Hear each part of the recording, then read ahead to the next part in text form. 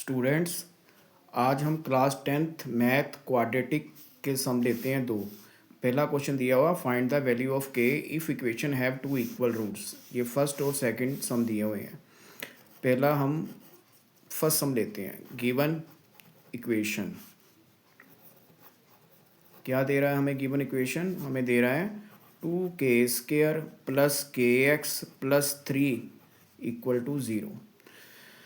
Quadratic equation है, क्योंकि degree 2 है, इसलिए सबसे पहले क्या करें, हम ए की वैल्यू फाइंड करते हैं। ए क्या होगा? जो क्वाड्रेटिक इक्वेशन के साथ लगा हुआ है। जैसे क्वाड्रेटिक इक्वेशन कौन सी होती है? जिसकी डिग्री 2, उसके साथ क्या लगा, कोफिशिएंट क्या लगा हुआ है? 2, तो वो ए की वैल्यू।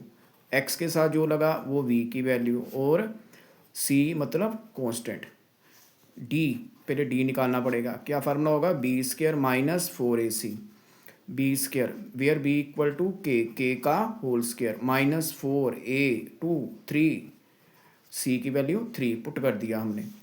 क्या बन गया हमारा? k² और 4 टू द 8 3 द 24।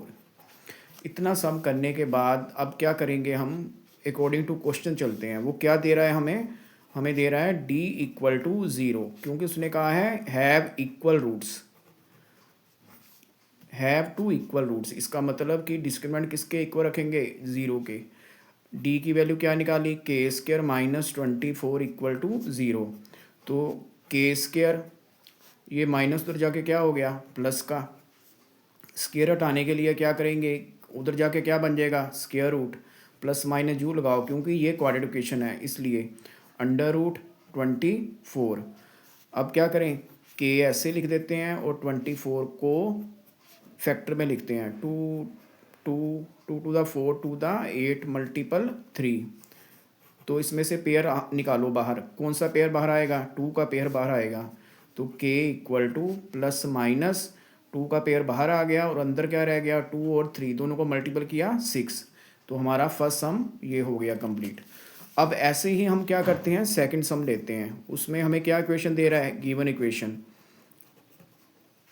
क्या दे रहा है गिवन इक्वेशन? हमें दे रहा है, क्या दे रहा था? kx और फिर x minus 2 plus 6 equal to 0। पहले इसको क्वाड्रेटिक इक्वेशन बनाते हैं। कैसे बनेंगे? मल्टीपल करो। kx को kx से किया kx² माइनस kx को 2 से किया 2kx प्लस 6 इक्वल टू 0।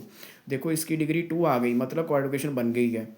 अब सम कैसे करेंगे? जैसे फर्स्ट सम किया था। a की वैल्यू क्या हो गई? k, b की वैल्यू माइनस के 2k, और c की क्या हो गई? 6। फिर से डिस्क्रिमिनेंट लगाते हैं। क्या formula? b² minus 4ac।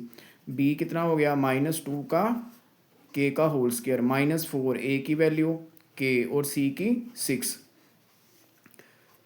4 2k को का स्क्वायर है, कितना बन जाएगा? 4k² माइनस 4 को किया 6 से मल्टीपल 24k।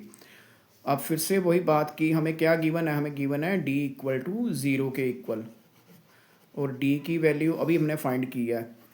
d की वैल्यू क्या निकाली अभी हमने? 4k² minus 24k equal to 0। अब इसमें से हमने k की वैल्यू फाइंड करनी है। क्या करें? 4k बाहर निकाल लो, क्या रह गया? k minus 6 equal to 0। अब 4k को मैंने 0 के इक्वल रख देना है, और उधर k माइनस 6 को भी 0 के इक्वल रख देना है। k की वैल्यू फाइंड करो। k equal to 0.4 equal to 0। k की वैल्यू क्या आ गई? 0। और इधर k किसके इक्वल हो गया? माइनस 6 उधर जाके क्या हो गया? प्लस का। 0 प्लस 6, k इक्वल टू 6। ये हमारा सम क्लियर हो गया।